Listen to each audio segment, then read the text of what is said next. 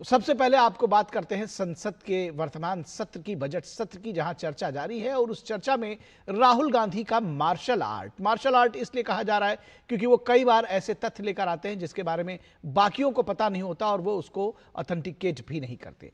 संसद के बजट सत्र में 8 दिनों के हंगामे के बाद चर्चा का शुभ मुहूर्त बना।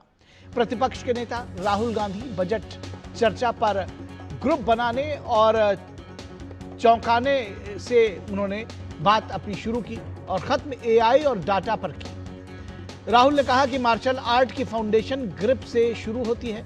लक्ष्य होता है कि ग्रिप मिलने के बाद चोक लेकर गला पकड़ लिया जाए, लेकिन अपने आरोप में कोई ठोस आधार राहुल गांधी नहीं दे सके। बीजेपी नेता अनुराग ठाकुर ने कहा कि राहुल गांधी पहले कुछ देर दूसरे की भी सुनते थे, आज उनकी इतनी कमजोर निकली गप कि बोले कि सीधे बाहर निकल गए और वो बोलकर सीधे निकल गए। शायद बहुत देर सोकर जगे हैं। भारत इन वर्षों में फ्रेजाइल 5 से आज नंबर 4 की इकोनॉमी में पहुंच चुका है। राहुल गांधी ने आरोप लगाया कि अमेरिका के साथ ट्रेड डील में बराबरी की शर्त पर नहीं किया गया है और सरकार को इस पर शर्म आनी चाहिए कि उसने भारत माता को बेच दिया है। यह राहुल गांधी ने खुला आरोप लगाया सरकार पर।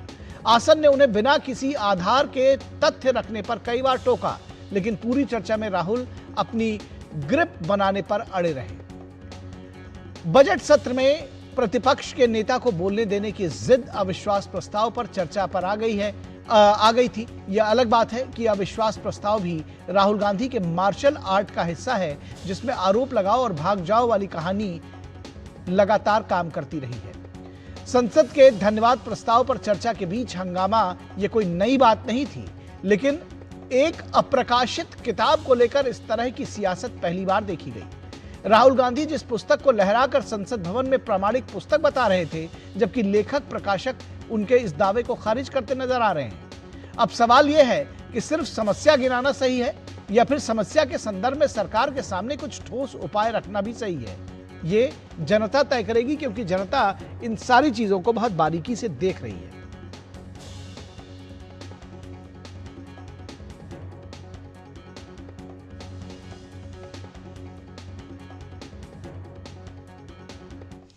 तो सबसे पहले आपको राहुल गांधी ने, जो नेता प्रतिपक्ष है, सदन में लोकसभा में कहा क्या उन्होंने, आइए आपको सुनवाते हैं।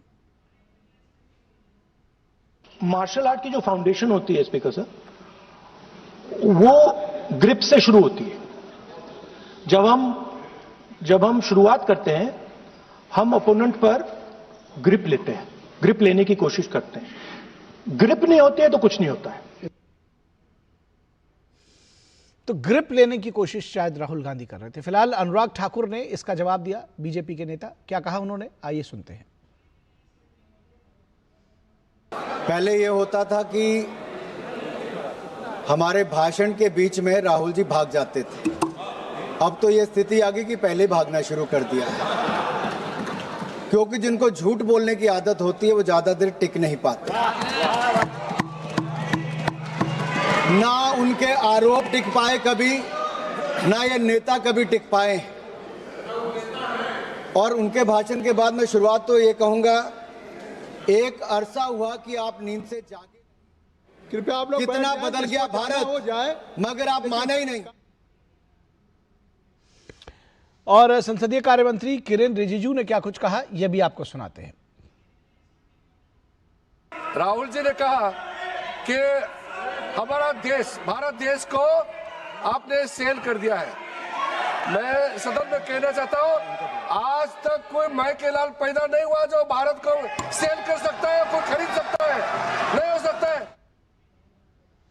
तो जो देश बेचने की बात कर रहे थे, उस पर कहा कि कोई माई का लाल पैदा नहीं हुआ जो भारत को बेच सके और दूसरा कोई खरीद सके। अश्विनी वैष्णव, केंद्रीय आईटी मंत्री, उन्होंने एआई को लेकर के जो अपना बयान दिया, क्योंकि राहुल गांधी कह रहे थे कि डेटा और एआई दरअसल इसको खरीदने बेचने की वो बात कर रहे थे। तो डेटा और एआई को लेकर के स्थिति साफ की अश्विनी वैष्णव ने। भारत का डेटा बहुत ही सुदृढ़ कानूनी स्वरूप में है। Digital personal data protection act के तहत है। बहुत सारी चीजें जो भारत के जितने भी सेंसिटिव सेक्टर्स हैं उनके सबके अपने अपने रेगुलेशंस हैं और इस तरह के आरोप लगाने से पहले चीज़ों को ऑथेंटिकेट करना चाहिए। और इस पूरी खबर पर हमारे साथ बातचीत करने के लिए डॉक्टर कौशल कांत मिश्रा, जो कि बीजेपी के प्रवक्ता हैं, हमारे साथ जुड़े हुए हैं। इसके अलावा हमारे साथ अजय वर्मा, जो कि कांग्रेस के नेता हैं, मैं उनको देख पा रहा हूं। बहुत स्वागत है अजय जी आपका। और हमारे साथ विनोद मिश्रा, हमारे कंसल्टिंग एडिटर, जुड़े हुए हैं। राजेश राज, हमारे संवाददाता, इस वक्त ग्राउंड जीरो से लोकसभा और संसद की पूरी कार्रवाई कवर कर रहे हैं। तो सबसे पहले राजेश, आपके पास आते हैं ग्राउंड जीरो से। आप हमको क्या जानकारी देंगे, किस तरह की गहमा गहमी और पॉलिटिकल रिएक्शंस देखने को मिल रहे हैं राहुल गांधी के इस बयान के बाद? किस तरह से लिया जा रहा है इसको? देखिए, राहुल गांधी विपक्ष के नेता हैं और निश्चित तौर पर राष्ट्रपति के अभिभाषण पर धन्यवाद प्रस्ताव के चर्चा के दौरान उनको बोलने का अवसर मिला था, लेकिन आपने देखा कि बहकी बहकी बातें संसद के अंदर कर वो सिर्फ जनता का ध्यान खींचने की कोशिश करते हैं। सरकार पर बिना तथ्य के आरोप लगाना, किसी भी चीज़ को ऑथेंटिकेट करने की बात कहना और तथ्य प्रस्तुत न करना उनकी आदत बन गई है। और आज उसकी पुनरावृत्ति एक बार फिर देखने को मिली जब बजट पर चर्चा के दौरान उनको बोलने का मौका मिला, लेकिन बजट को छोड़कर उन्होंने तमाम बिंदुओं पर बोलने की कोशिश की, सिर्फ बजट पर नहीं बोल पाए। बजट पर कोई तैयारी उनकी नहीं थी, या यूं कहें कि उनके भाषण का जो अगर लब्बो लुआब हम देखें निखिल, तो उनके भाषण में कोई वैसा तथ्यात्मक जो है वो कोई कंटेंट नहीं था जिससे वो सरकार को मजबूती से घेर सके। उनके पास घेरने के लिए बहुत सारे मौके थे, ऑथेंटिकेट करने के बहुत सारे मौके थे, लेकिन वो लगातार पीठासीन सभापति जगदम्बिका पाल से कहीं ना कहीं हम कह सकते हैं कि रस्सा कस्सी करते हुए नजर आए। जगदम्बिका पाल को वो ये भी कहते हुए दिखाई पड़े कि कभी आप मेरे साथ थे।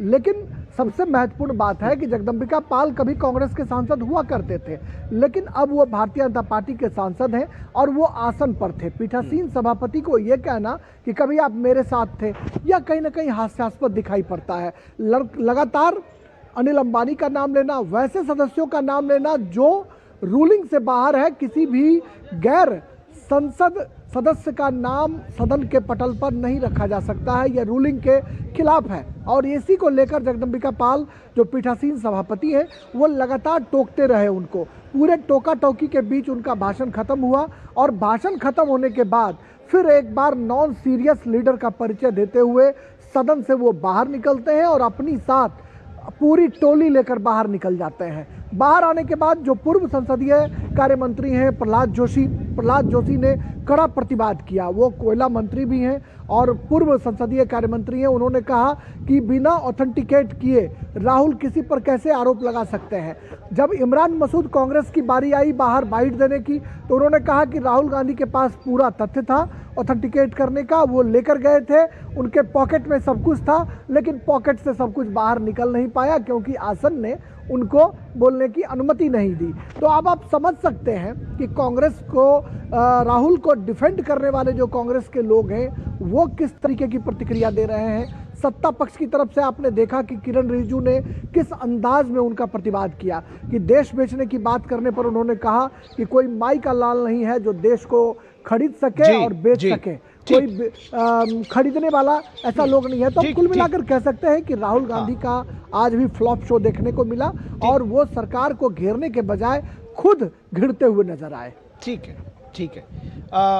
विनोद मिश्रा, ये आपने देखा कि बार बार राहुल गांधी से कहा जा रहा है कि भाई आप तथ्यों पर बात करें, और इससे पहले भी, चाहे वो सिर्फ सदन में ही नहीं, जब उनसे चुनाव आयोग कहता है कि आप एफिडेविट दे दीजिए तो कहते नहीं, हम एफिडेविट नहीं देंगे। यहाँ उनसे कहा जा रहा है जो आप तथ्य जो कह रहे हैं उसको ऑथेंटिकेट कर दीजिए, तो वो भी ये नहीं करते। ये किस तरह की सियासत है? और उसका फिर सुनना भी नहीं है, उठकर चले जाना है, जिसके लिए इतनी लड़ाई थी कि मुझे बोलने नहीं दिया जाता। तो ये तो सभी देख रहे हैं कि भाई आप बोल रहे हैं तो कम से कम उसका जवाब भी सुनकर जाइए। निखिल, निश्चित रूप से। और आज जो प्रतिपक्ष के नेता राहुल गांधी ने अपने मार्शल आर्ट से जो परिचय कराया है देश को, ये भी एक नई चीज़ उन्होंने दिखाई है कि उन्होंने कहा कि सीधे सीधे कहा कि मार्शल आर्ट की जो सबसे बड़ी चीज़ होती है ग्रिप में लेना और चोक करना। तो वो जो अपोनेंट को जो ग्रिप में लेके चोक करने आए थे, तो मुझे लगता है कि उसके लिए वो इतने सारे सवाल वो दाग रहे थे कि अपोजिशन को किस तरह से चोक कर दे। अब सवाल है कि ये संसद है और संसद की एक प्रक्रिया है और संसद की एक मर्यादा है। आप इस मर्यादा में जब आप इन चीज़ों को लाते हैं कि अब बजट की चर्चा में आप बोलने के लिए खड़े हुए थे, तो 140 करोड़ का ये देश तो आपसे उम्मीद कर रहा था होगा कि इस बजट में जो सरकार की खामियां हैं और उस खामियों में बेस्ट सुझाव क्या हो सकते हैं वो प्रतिपक्ष के नेता रखें। लेकिन आपका टारगेट सीधे सीधे प्राइम मिनिस्टर मोदी था जी। आप सिर्फ प्राइम मिनिस्टर के इमेज को लेके हमेशा एक इस कदर आपने अपने हर भाषण में और हर स्पीच में सिर्फ टारगेट पीएम मोदी को किया है। तो आप इस देश के 140 करोड़ के देश के युवा लोगों के एक प्राइम मिनिस्टर को आप किस तरह से चौक करने की बात करते हैं। तो राहुल गांधी को बात जो अनुराग ठाकुर जी कह रहे थे कि भाई आप बहुत देर से सो के जगे हैं, तो आप डेफिनेटली सो के जगे हैं। आप इस देश ने 11 सालों में, पिछले 11 सालों में जो प्रोग्रेस किया है, क्या ये इस देश के किसी भी एक आम इंसान से छुपी हुई चीज है? आज आप यूपी की बजट कर रहे थे निखिल, एक बीमारू राज्य से यूपी ने किस तरह का आज एक अपना बजट किया है वो हमने देखा है। इस देश ने कैसा बजट दिखाया है ये दुनिया ने देखी है। अब आप इसको आप एक तरह से साबित करना चाह रहे हैं कि भारत एक ऐसा बीमार देश है जो सीधे सीधे प्रेसिडेंट ट्रंप के से झुक गया और चोक कर दिया और उसने आपने डर गए और आपने डील कर लिया। सवाल है, एक डील अभी एक ड्राफ्ट में है, बहुत चीजें हैं जो अभी भी संशोधन के उसमें हो रहा है। आप उसको एक पक्का मान के पूरी तरह से आप बरस रहे थे उन चीजों को लेके। सवाल इसका नहीं है, सवाल एक सीधे सीधे फ्रस्ट्रेशन है कि राहुल गांधी को सीधे सीधे पीएम को हर तरह से आप पीएम के इमेज को जो ध्वस्त करने और चोक करने की कोशिश करते हैं, वहां आपका मार्शल आर्ट आप एक तरह से फेल कर जाता है। आप पार्लियामेंट में बैठे हैं, सरकार के जितने भी अभी तक के उपलब्धि है सबके बारे में आप खामियां गिना सकते हैं। हर में खामियां, मैं नहीं कहता हूं कि सारी चीजें एकदम दुरुस्त है, लेकिन उसके बदले में आप सीधे प्राइम मिनिस्टर मोदी के इमेज पे लाते हैं। आप क्या क्या नहीं इमेज को बस करने के लिए चीजों को लाते हैं। ये अनिल अंबानी का नाम जो राजेश बता रहा है, वो भी आप एक इमेज पे ही, पीएम के इमेज पे अपडेट करने की कोशिश करते हैं। तो ये सारी चीजें बताता है कि फैक्ट्स को लेके जो देश आपको एक प्रतिपक्ष के रूप में आज सुनना चाह रहा होगा, मुझे लगता है कि आपने सिर्फ मार्शल आर्ट कह के उसको निराश किया है। ठीक है। अजय वर्मा जी, जैसे ये सारी बहस हुई जाहिर तौर पर बजट पर हुई, और अगर इंडो यूएस डील की बात कर रही थी, मुझे लगता है कि अगर राहुल गांधी उनके पॉइंट्स गिनाते और ये बताते कि भाई ये चीज़ें आप में कमियां हैं और ये चीज़ें आपने गलत की हैं, तो बेहतर नहीं होता? ये सारे सवाल जो हम डिस्कस कर रहे हैं वो शायद ना आते, वो ऑथेंटिकेट कर पाते उन चीज़ों को। निखिल जी, मेरा नमस्कार सबसे पहले जी। और अभी आदरणीय सलाहकार संपादक एक लिखी हुई किताब का और प्रवचन का उद्घोषक कर रहे थे, मैं बड़े ध्यान से सुन रहा था, क्योंकि प्रवचन तो अच्छी तरह से सुन लेने चाहिए और लिखे हुए खासकर, जिसमें अपना कोई कहानी ना हो, सरकार द्वारा लिखित और प्रायोजित हो। अच्छा है, अच्छी चीजें हैं, अच्छी चीजें सुननी भी चाहिए, समझना चाहिए और उन्हीं से सार निकाल लेना चाहिए। सार ये है कि जब से लोकसभा शुरू हुई, स्पीकर का पद एक ऐसा पद होता है जो सबके लिए समान होता है। देखिए, विपक्ष के सांसद भी और विपक्ष के नेता भी देश की इसी जनता ने चुन के भेजा है। वो कोई अफगानिस्तान से, पाकिस्तान से, चाइना से, अमेरिका से या ब्रिटेन से नहीं आए, वो भारत की जनता ने भेजा। फर्क इतना है कि हमको गरीब ने, हमको ओबीसी ने और एससी ने चुन के भेजा है, इनको अडानी ने, अंबानी ने और उनके मित्रों ने चुन के भेजा है। नहीं, सबको देश की जनता ने चुनकर भेजा है। ये स्टेटमेंट तो फॉल्स हो जाएगा। मैं बीच में नहीं बोल रहा हूँ, सबको जनता ने चुनकर भेजा है। किसी की संख्या ज्यादा है, किसी की कम है। जिनकी संख्या ज्यादा है वो सरकार है, जिनकी कम है वो विपक्ष है। As simple as that. जी बोलिए सर। इनको ज्ञानेश जी ने भी चुन के भेजा है। एक और नाम ऐड कर रहा था मैं, आपने अभी बीच में रोक दिया। आदरणीय ज्ञानेश जी ने भी चुन के भेजा है। तो मेरा खैर है, देखिए, हर आदमी को इस लोकतंत्र में आर्टिकल 319, वो आर्टिकल 19 और 14 और 15 फ्रीडम ऑफ स्पीच देता है। तो मुझे सुन तो लीजिए। आपने अपना पक्ष रखा, विनोद जी ने अपना रखा, बीजेपी अपना रखेंगे, सरकार यही काम तो देश की सरकार में स्पीकर अपोजिशन और राहुल गांधी को पक्ष नहीं रखने देते हैं, और यही काम डीडी न्यूज पर आप लोग करेंगे। तो ये कहाँ का न्याय है? न्याय संगत तो होना चाहिए, ये अलग बात है। मैं क्या रख रहा हूं, मुझे अपनी रणनीति बनाने दीजिए। तो मैं ये बताना चाहता हूं कि स्पीकर ने देखा और किस तरह का रवैया स्पीकर साहब था। तो आज देश में, आज आजादी के बाद चौथी बार, 3 बार पहले भी स्पीकर को जाखड़ साहब के खिलाफ था, एक और 2 लोगों के खिलाफ था, हटाने का दिया जा चुका है नोटिस, लेकिन इतने भारी समर्थन 118 सांसदों के साथ दिया गया और मैं समझता हूं कि उनकी नीति और नीयत के ऊपर सवाल है। राहुल गांधी जी बजट पे चर्चा कर रहे हैं, देश के हालात पे तो चर्चा कर रहे हैं। वो कोई पाकिस्तान पे चर्चा कोई कर रहे हैं, वो चाइना को लाल आंखों पर 36 इंच सीने पे कोई कर रहे हैं।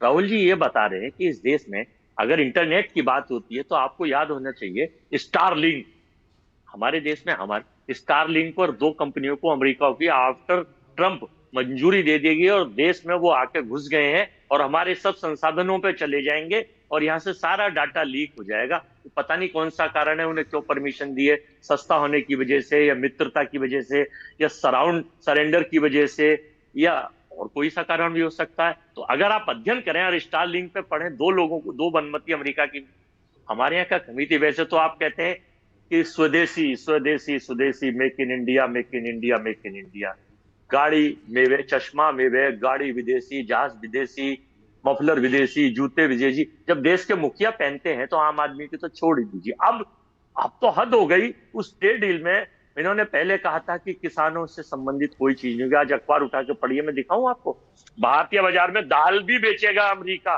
गरीब की थाली से जो दाल चावल जो देश का 95% लोग खाता है उसको भी छीन लेगा, वो भी बेचेगा। और अमेरिका को जानते हैं कि अमेरिका केवल 34 करोड़ की कंट्री है। जी नहीं, मैं आपको ये अखबार दिखा रहा हूं, आपको अखबार देखिए कि अमेरिका के उसी ड्राफ्ट में संशोधन किया है, उस दाल को हटाया है। मैं इसलिए रोक रहा था आपको। आप जो विक्टिम कार्ड खेल रहे हैं, आप मत खेलिए, आप झूठ बोल रहे हैं। आज का देख लीजिए सर, अखबार पढ़ते हैं तो ताजा पढ़िए ना, बासी अखबार क्यों पढ़ रहे हैं? आज का आप देखिए, एक चीज आज पल्सेज को भी हटाया है, अमेरिका ने जो चर्चा की थी पल्सेज को हटाया है। मैं आपको अपडेट कर रहा हूँ, पल्सेज उसमें नहीं है। एक चीज और आपने बड़ी सफाई से दाल के साथ देख लीजिए सर, आज का अखबार पढ़िए। अब देखिए, मैं आपको शुरू में ही बता दिया, ये आप ही एक ड्राफ्ट है, ये इसमें कोई साइन नहीं हुआ है। जाहिर सी बात है, दोनों देश अपने अपने फायदे के लिए अपने अपने चीजें को रखेंगे। अमेरिका ने रखा, भारत ने ऑब्जेक्ट किया, अमेरिका ने हटा लिया। मैं भी तो बोल दूं, अभी डील हुई नहीं है, ड्राफ्ट का फ्रेमवर्क तैयार हो रहा है, पूरा देश ताली बजा रहा है, माला पहन रहा है, स्वागत कर रहा है। ये कौन सी आपकी रणनीति है? आप करें तो रामलीला रासलीला और हम करें तो करेक्टर डीला। भाई ये बहुत गलत बात है, ये बड़ी गलत बात है। अच्छा, यही तो बात कह रहा था अजय जी, यही तो कह रहा था कि अगर राहुल गांधी ने जब अभी ड्राफ्ट में है तो ये सारी चीजें वो एक एक पॉइंट उठाते रहते और कहते भाई ये गड़बड़ है, ये गड़बड़ है, ये गलत है, ये गलत है, तो वो तो उन्होंने किया भी नहीं। सर हम तो आपके ड्राफ्ट फ्रेम को, जो सरकार चेहरा दिखा रही है, जो धूल, सच बात मान लीजिए चेहरे पे धूल है और इल्जाम आईने पे लगाना फिजूल है, इल्जाम आईने पे लगाना। ठीक है सर, ठीक है सर, जवाब ले लेते हैं, उसे ही पढ़ रहे हैं। ठीक है, जवाब ले लेते हैं। डॉक्टर कौशल कांत मिश्रा ये कह रहे हैं कि सारी, जवाब तो ले ले सर। तो कौशल कांत मिश्रा कह रहे हैं कि सारी चीजें ये जो है ये झूठ है। किताब लाए भी बीजेपी की लिखी हुई। ठीक है, कोई बात नहीं, अब सुन भी लीजिए, उनको भी तो सुन भी लीजिए ना। आप लगातार बोले हैं, खुद करें तो रासलीला और राहुल गांधी करे तो करेक्टर ढीला। तो राहुल गांधी का करेक्टर तो ढीला है, वो तो सदन ने देख ही लिया, देश ने देख लिया। एपिस्टन फाइल नहीं है, अरे भैया एपिस्टन फाइल नहीं है सर, अब उनका भी सुन लीजिए, वो सारे फाइल बताएंगे आपको। मैं बड़े बहुत देर तक मैंने सुना ना, राहुल गांधी को देश ने सुना, आपको भी देश ने सुना, जवाब तो सुन लीजिए। राहुल गांधी करेक्टर ढीला नहीं होता तो जिस तरीके। कपिल मिश्रा आपका मिनिस्टर है, कपिल मिश्रा आपका अजय जी, आपका 4 मिनट सुना है उन्होंने धैर्य से, आप एक बार सुन लीजिए उनको। आपका 4 मिनट सुना है, आप एक बार धैर्य से सुनिए। नहीं, ये संसदीय भाषा पे जा रहे हैं। नहीं प्लीज, आप वो जो कह रहे हैं आप उनकी बात सुनिए प्लीज। मैंने उसको आगे बढ़ा दिया, संसदीय भाषा की बात नहीं है। पटेल, एक हस्बैंड ने गवर्नर साहब के, उनका लेटर भी बाजार में घूम रहा है। चलिए सर, अब उस तरह से बहुत सारी चीजें आगे जाएंगी। अभी अजय जी सुन तो लीजिए, आप कह रहे थे हमें बोलने नहीं दिया जाता। अब इस विपक्ष का चेहरा आप खुद दिखा रहे हैं। मैं अगर उसको कहूं कि खुद बोल लिया, दूसरों को बोलने नहीं देंगे, ठीक है, तो ये भी तो लोग देख ही रहे हैं ना।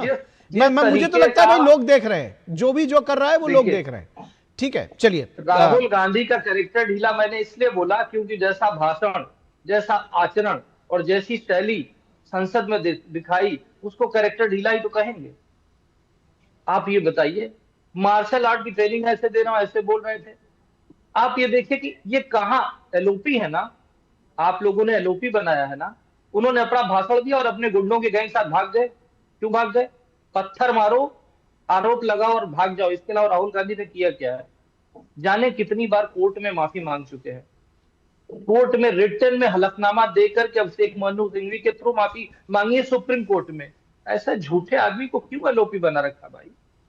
कम से कम उनको इतनी अकल तो होनी चाहिए कि सदन में बोलते कैसे हैं, इतनी गरिमा तो होनी चाहिए। मैं एक बात कहूंगा, वो इसलिए गरिमा नहीं दिखाते क्योंकि एक्चुअली वो सही इंडियन है नहीं, और ये सवाल सुप्रीम कोर्ट ने भी उठाया था और मैं अब फिर उठा रहा हूं।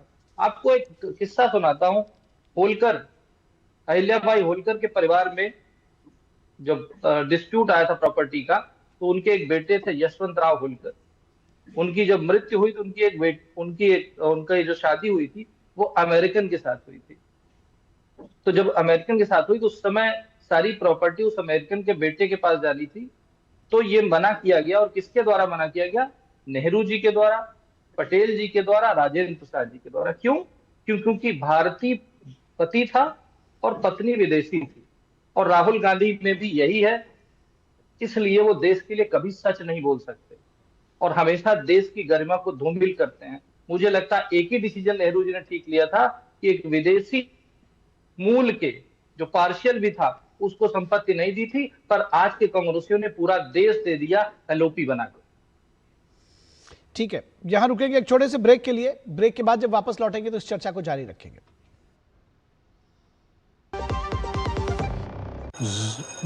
मैसेज डियर इन्वेस्टर, एक एक्सपर्ट स्टॉक टिप खास आपके लिए। ये ऐप डाउनलोड करो और पैसे डबल करो। एक्सपर्ट जी, बदमाश का बाप हूं मैं। ऐप डाउनलोड करने से पहले मैं आपका पूरा रिपोर्ट कार्ड निकालूंगा।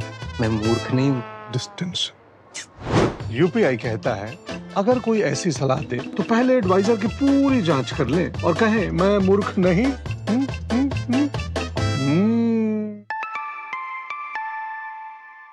जाइए आप भी किसी का टेस्ट लीजिए। मेरी पसंद, मेरी पसंद,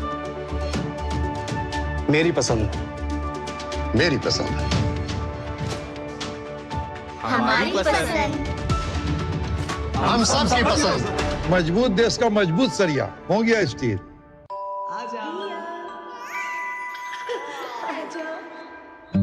मेरी बेटी रिया तो पायलट बनेगी, है ना? मेरी गुड़िया तो फैशन डिजाइनर ही बनेगी। हाँ? अरे रिया कुछ भी बने, उसके साथ हमेशा है LIC की अमृत बाल चिल्ड्रन पॉलिसी। बड़े सपनों का रखे ख्याल।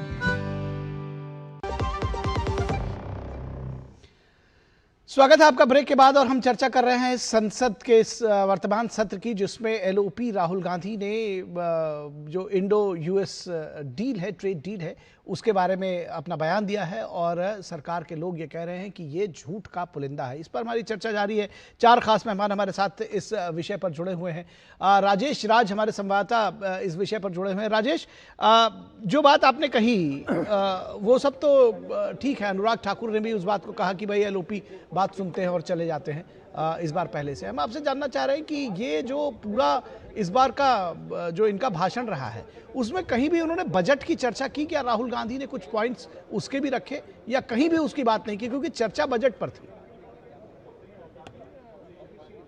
देखिए, इसी बात को लेकर जो सत्ता पक्ष के लोग हैं वो आक्रामकता दिखा रहे हैं हाउस से बाहर आकर, और वो साफ तौर पर आरोप लगा रहे हैं कि जब चर्चा बजट पर थी तो उन्हें बात बजट पर रखनी चाहिए थी। और शायद यही वजह है कि राहुल गांधी जब बोलने के लिए खड़े होते हैं तो तमाम लोगों के कान खड़े हो जाते हैं। राष्ट्रपति के अभिभाषण पर, धन्यवाद प्रस्ताव पर चर्चा पर भी जब वो बोलने के लिए खड़े हुए तो राहुल गांधी के पास सरकार को घेरने के लिए पर्याप्त मौका था। वो तथ्यों के साथ चाहते तो सरकार को घेर सकते थे। और वाकई विपक्ष की जो भूमिका होती है वो सरकार की आंख खोलना, सत्ता की आंख खोलना ही विपक्ष का काम होता है, रचनात्मक सहयोग के जरिए और रचनात्मक विरोध के जरिए। लेकिन राहुल गांधी बहस विमर्श और वोट में भाग लेने के बजाय कहीं ना कहीं सदन में जब आते हैं तो वो कुछ ऐसी घटनाओं में संलिप्त होते हैं जिसकी वजह से चर्चा के केंद्र बिंदु को हासिल करना चाहते हैं और वही नज़ारा आज देखने को मिला। जगदम्बिका पाल कभी कांग्रेस में हुआ करते थे, पीठासीन सभापति थे, लगातार उनके साथ रस्साकसी देखने को मिलती रही। जगदम्बिका पाल ने उन पर तंज भी कसा और कहा कि अगर आपने पहले मेरी बात मान ली होती तो आज आप वहाँ नहीं होते जहाँ आज आप बैठे हुए हैं। तो आप समझ सकते हैं कि जब पीठासीन सभापति पर आप ये कह रहे हैं कि कभी आप मेरे पाले में थे, आज आप उधर चले गए हैं, तो भला वो क्यों चुप रहते।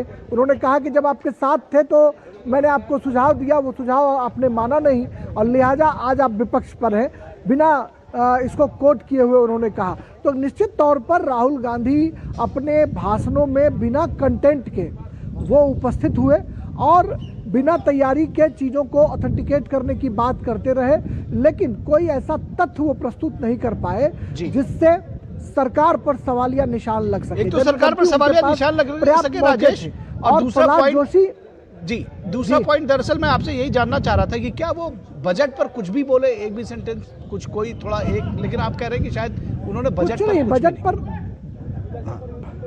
कुछ नहीं बोला। बजट पर उन्होंने कोई तथ्य प्रस्तुत नहीं किया और लगातार सरकार के लोग यही कह रहे थे कि आप विषय पर बोलें। जब विषय निर्धारित है और संसद जो है नियम कानून प्रक्रिया से चलता है, जो बहस विमर्श अगर कहा जाता है कि अगर किसी मुद्दे पर आपकी बात न बने तो आप बहस कर लो, विमर्श कर लो, वोट कर लो। बिल्कुल बिल्कुल बिल्कुल राजेश, ये पॉइंट मैं आपसे समझना चाह रहा था, क्योंकि अलग अलग हेड्स में फिर चर्चा होती है, फिर क्यों राष्ट्रपति का अभिभाषण पर चर्चा अलग से क्यों होती है, बजट पर क्यों होती है, इन चीज़ों का चूंकि अपना महत्व है। बहरहाल विनोद मिश्रा जी, इन सारे तथ्यों के बावजूद मैं कहता हूं कि एक पॉजिटिव चीज तो हुई कि कम से कम ये जो गतिरोध था ये टूटा। 11 दिनों तक आप देख रहे थे कितना शोर शराबा, कोई किसी को बोलने नहीं दे रहा है, बहुत सारी बातें हुई, कम से कम गतिरोध टूटा, राहुल गांधी बोले, सदन तो चल रहा है, ये अच्छी बात है। निखिल, मैं आपके सवाल जवाब देने से पहले मैं अजय जी के फेवर में कुछ बोलना चाहता हूं कि अजय जी ने बहुत तार्किक बात सब रखी है कि राहुल गांधी ने आज जनसंख्या का मुद्दा उठाया एआई के जरिए और डेटा के जरिए। तो राहुल गांधी ने कहा कि ये सारा समझौता जो हुआ है, ट्रेड डील जो हुआ है, वो हमारे आबादी को लेके, डेटा को लेके हुआ है। बहुत सही बात कही है उन्होंने, लेकिन वो ये एक साथ भी उन्होंने कहा है कि ये जो आबादी है ये हमारी एक तरह से स्ट्रेंथ है। तो मैं पूछना चाहूँगा अजय जी, अगर अपनी बारी में आए तो उनके ही कांग्रेस की सरकार में इंदिरा जी से लेके जो नसबंदी का शुरू हुआ था, फैमिली प्लानिंग का शुरू हुआ था, परिवार कल्याण का शुरू हुआ था स्कीम, क्या वो बकवास था? क्या ये नहीं होना चाहिए था? या वो कह रहे हैं कि ये जितना फैमिली प्लानिंग और ये जितना जो परिवार कल्याण है सब बकवास चीज़ें थी, आप आबादी बढ़ाओ, ये आपका डेटा है और इसी पे एआई का खेला है। अमेरिका आपके सिर्फ आबादी पे ये कर रहा है, आबादी को भोजन भी देना पड़ता है सर। 25 करोड़ आबादी इसी मोदी के दौर में गरीबी से आज ऊपर उठे हैं, ये भी सरकार का काम होता है। आज ही यूपी में जो योगी आदित्यनाथ बजट कर रहे थे, 6 करोड़ आबादी यूपी में गरीबी रेखा से ऊपर आए हैं। सिर्फ आबादी बढ़ाना डेटा करने से नहीं होता सर, उसके साथ में उसके सरकार को उनके जो बेसिक ज़रूरतें हैं वो भी पूरी करनी होती है। तो क्यों आपके सरकार ने उसके डर से, आबादी के डर से फैमिली प्लानिंग और संजय गांधी का वो नसबंदी सबको याद है पूरी देश को, तो क्या उन्होंने गलत किया था? तो ये आप खुल के कहिए। रही बात कि तथ्य की बात, जब आप कह रहे थे, आपको जो बात अभी हम लोग जो चर्चा कर रहे हैं अजय जी, कि आप जितने भी चीज़ें गिना रहे थे, आप बांग्लादेश से भारत की तुलना कर रहे थे। आप सोचिए कि ट्रेड डील में बांग्लादेश के साथ में अमेरिका का क्या ट्रेड डील है, आप शायद एक बार पढ़ लेते। भारत अमेरिका का कपास बांग्लादेश लेगा और उसके बाद उसको 19% टैरिफ लगेगा। भारत के साथ ट्रेड डील में बताइए कोई ऐसा डील है जो आप अमेरिका के चीजें लेंगे और आप अमेरिका को भेजेंगे, अपना टेक्सटाइल की चीज प्रोडक्ट उसको भेजेंगे? सवाल इतना छोटा करके भारत को मत आकिए। आप भारत को छोटा, आप मोदी को छोटा करने के तेज में आप भारत को छोटा कर रहे हैं। आपका टारगेट सिर्फ पीएम मोदी होता है। यही दिक्कत है कि आप देश और एक पीएम में, बीजेपी में, देश में फर्क नहीं कर पाते हैं। ठीक ठीक, ये जवाब ले लेते हैं। अजय वर्मा जी, सीधा आरोप है भाई, विनोद मिश्रा जी कह रहे हैं कि आप जो है मोदी का विरोध करने के चक्कर में देश को छोटा करने लगते हैं और ये गलत है। कम से कम भारत और अमेरिका एक दूसरे के बरक्स। जी जी, सवाल। देश के प्रधानमंत्री देश के होते हैं और देश के प्रधानमंत्री को फॉलो करते हैं। यहां से शुरू कर रहा हूं। नरेंद्र मोदी जी को हम फॉलो करते हैं, हम लोग सब फॉलो करते हैं। क्यों करते हैं? जब राष्ट्रपति के अभिभाषण पर राज्यसभा में गए थे तो चर्चा राष्ट्रपति के अभिभाषण पे थी 67 बार, 67 टाइम्स कांग्रेस कांग्रेस कांग्रेस कांग्रेस कांग्रेस कांग्रेस। कांग्रेस राष्ट्रपति है क्या? तो उसी का अभिवादन राहुल गांधी जो अजय वर्मा करते हैं कि प्रधानमंत्री को फॉलो करना गुनाह है तो ना करें, आप लोग मना कर देना हमें। अब दूसरी सुनिए, ज्ञानी है, पढ़े लिखे आदमी है, सलाहकार संपादक अच्छे आदमी है, लेकिन जब चश्मा बीजेपी का चढ़ा लेते हैं दिक्कत। सुनिए जरा, पढ़ के सुनाता हूं। व्हाइट हाउस का फैक्ट शीट है, आपके पास भेज रहा हूं। दावा किया है कि भारत सभी अमेरिकी औद्योगिक वस्तुओं एवं अमेरिकी खाद्य कृषि उत्पादों की विस्तृत श्रृंखला पर टैरिफ या तो खत्म कर देगा या घटाएगा। जिन खाद्य एवं कृषि उत्पादों का जिक्र किया है उसमें अनाज से इथेनॉल, इंग्लिश को हिंदी में किया है मैंने, इथेनॉल निर्माण के बाद बचा हुआ उच्च प्रोटीन वाला सूखा पशु चारा, लाल ज्वार, ताजा और प्रसंस्कृत फल, कुछ दालें, सोयाबीन तेल, शराब और स्प्रिट और अन्य उत्पाद शामिल है। खास बात इसमें यह है कि भारत सरकार लगातार कहती रही है कि दालों को समझौते से बाहर रखा गया। अच्छा, अब आप कहेंगे कि फ्रेमवर्क के आगे बदल जाएगा। कहां से पढ़ रहे हैं सर? अरे भाई, ये उसके अमेरिका का दावा कह रहे हैं। ये कहां से पढ़ रहे हैं सर? व्हाइट हाउस ने जो फैक्ट शीट में दावा किया है वो फैक्ट शीट आपको भेज दूंगा मैं, उसे पढ़ लेना। तो भारत सरकार का दावा क्यों नहीं मान रहे सर? भारत सरकार का भी तो दावा करेगी। क्यों? ये डील तो ट्रंप ने घोषणा करके करी है ना, भारत सरकार के कहने से कोई। ये तो एपिस्टन फाइल और अडानी को दबाने के लिए, नाम निकालने के लिए सरेंडर और कंप्रोमाइज हुआ है मामला देश की तरफ से। ये तय है और ये पूरा देश कह रहा है, आपको छोड़कर और कुछ चैनलों को छोड़कर पूरे देश में। जवाब ले लेते आप आगे सुन लीजिए। ठीक है, आगे तो सुन लीजिए जो और बात कह रहे थे बजट के ऊपर। मैं राहुल गांधी का पूरा भाषण, पीडीएफ फाइल है मेरे पास जो कांग्रेस पार्टी ने दी है, आपको भेज रहा हूं, या तो जनता को सुनवा दीजिए। बजट पे उन्होंने चर्चा कितनी करी है। इन्होंने कहा कि उन्होंने फैक्ट्स नहीं रखे, मतलब अगर हमने बजट पर चर्चा करी तो वो आपके कथन से फैक्ट्स नहीं है। मैं बजट की बात एआई कह रहा था सर, मैं कहा मना कर रहा हूं। बजट के ही चर्चा में एआई था, उसी में राहुल गांधी ने जनसंख्या को लाया था। मैं तो कह रहा हूं मैंने राहुल गांधी को हमने देखा है सर, न्यूज ने हमने चलाया है सर, तो हम कहां इस बात से नकार रहे हैं? नहीं, अभी आपके जो संवाददाता खड़े वो कह रहे थे कि उन्होंने बजट पे कुछ नहीं बोला और कुछ भ्रामक तथ्य रखे हैं केवल। इन्हीं का रिकॉर्डिंग सुन लीजिए जो माइक लेकर सबसे बड़ी पंचायत के सामने खड़े हुए हैं। मेरा अनुरोध ये है कि ऐसे भ्रामक तत्व जनता सब समझती है और तभी नीचे टीआरपी डाउन चली जाती है, तभी नंबर फिर 10 और 12वां 14वां हो जाता है। नंबर मैं आपसे सीधे उलझना नहीं चाह रहा हूं क्योंकि समय भी हमारे पास बहुत कम है और मैं चाहता हूं डॉक्टर कौशल कांत मिश्रा को भी थोड़ा समय दिया जाए। डॉक्टर कौशल कांत मिश्रा ये कह रहे हैं कि भाई वो डील जो हुई है वो दबाव में हुई है और मोदी जी झुक गए, और वो जो ये पहले से भी रहा है। मैं बहुत ज्यादा उस पर नहीं जाऊंगा कि चाइना अगर कोई चीज कहेगा तो उसको मानेंगे, भारत सरकार कहेगी तो नहीं मानेंगे। वॉशिंगटन का अगर जो दावा है वो मानेंगे, जो सरकार दिखा रही है कागज वो नहीं मानेंगे। बहरहाल वो कह रहे हैं कि नहीं, हम वॉशिंगटन की ही मानेंगे, हम बीजिंग की ही मानेंगे। लेकिन उनके फैक्ट्स के आधार पर अगर ये कहा जाए तो ये बातें क्यों सामने आ रही है? डॉक्टर कौशल कांत मिश्रा।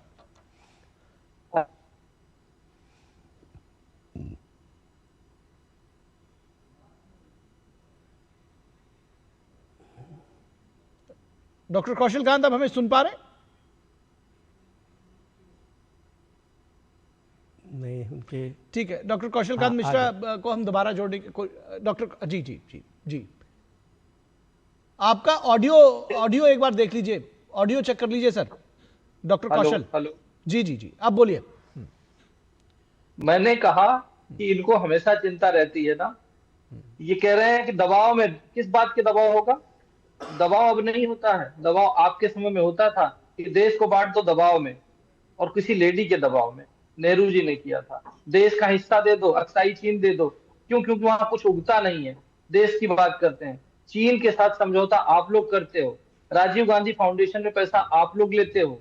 चीन के साथ जब डोकलाम चल रहा होता उस समय जाकर के उसके राजदूत से मिलकर के पार्टी आप करते हो, पकड़े जाने पे एक्सेप्ट करते हो। तो जितना आपने देश को नीचा दिखाया, जितना देश की जनता को चलाया, आज एक ऐसा प्रधानमंत्री आया है जिसने फ्रेजाइल 5 से चौथी इकोनॉमी बना दिया है, तीसरी बनने वाला है। हर चीज में पूरे विश्व के सारे आंकड़े जो भी इकोनॉमिक्स से रिलेटेड होते हैं, कोविड के बाद से हाईएस्ट ग्रोथ रेट हमारी चल रही है, सबसे फास्टेस्ट ग्रोइंग इकोनॉमी है, जीडीपी हमारा डबल से ज्यादा हो चुका है। आप किसकी बात कर रहे हैं? आप राहुल गांधी कुछ भी आके झूठ बोलेंगे, कुछ भी बोलेंगे। अरे कुछ नहीं करो, राहुल गांधी जी पे नोटिस हटा दो, कम से कम अलोपी के पद की इज्जत रह जाएगी। सिर्फ ये कहना चाहता हूँ। चलिए, बहुत शुक्रिया आप सभी लोगों का, डॉक्टर कौशल कांत मिश्रा, अजय वर्मा जी, विनोद मिश्रा जी, राजेश राज, आप सभी लोगों का शुक्रिया। आज चर्चा बस इतनी ही, लेकिन एक बात ये जरूर कहूंगा कि ये जब सारी बातें सामने लेकर के आते हैं और उसमें बात हिंदुस्तान की होती है, बात भारत और देश की होती है, तो ऐसे में ये बात जानना समझना जरूरी है कि हमारा देश क्या कह रहा है, हमारे देश की सरकार क्या कह रही है। और अगर आप उन पर ट्रस्ट ना करके दूसरों की कही हुई, और ऐसे लोग जो लगातार दूसरे ऐसे देशों के मैं राष्ट्राध्यक्ष भी कहूंगा जो झूठ बोलने के लिए बदनाम है, आप उनकी बात लेकर आए सदन में और उसको सच्चा बताते हुए, उसको ऑथेंटिकेट किए बगैर अगर आप बोलेंगे तो सवाल आपके ऊपर उठेंगे, क्योंकि यह फैक्ट कोई झुटला नहीं सकता कि भारत सबसे तेजी से बढ़ती हुई अर्थव्यवस्था है। भारत पिछले 10 वर्षों में उसने आशातीत परिवर्तन किए हैं लोगों के जीवन में, इस सत्य को कोई झुटला नहीं सकता। फिलहाल यहां रुकेंगे एक छोटे से ब्रेक के लिए, ब्रेक के बाद जब वापस लौटेंगे